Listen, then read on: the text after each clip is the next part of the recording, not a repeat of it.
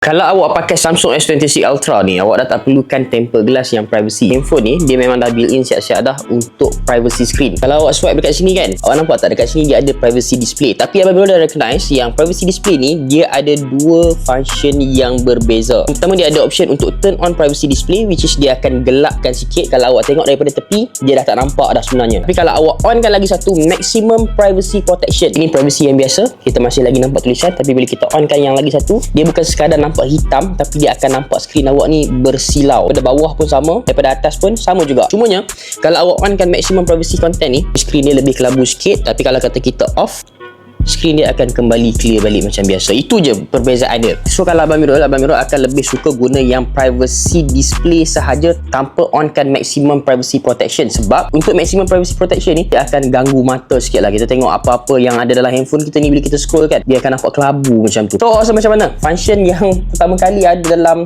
sebuah telefon, terutamanya handphone flagship, Abang Mirul rasa Samsung S26 Ultra adalah yang pertama buat macam ni. Bagi Abang Mirul sangat function lah. So kalau awak nak tahu lagi macam-macam tentang S26 Ultra ni, awak jemput tekan button follow. Nanti Abang Mirul akan share, dan untuk kita punya video full review daripada awal sampai habis, cara penggunaan, bateri, apa yang best, apa yang tak best, Abang Mirul akan share dekat kita punya rumah merah. Make sure awak subscribe Smart Fix Studio sekarang, in case awak takut terlepas kita punya video. Nak smart cari Smart Fix.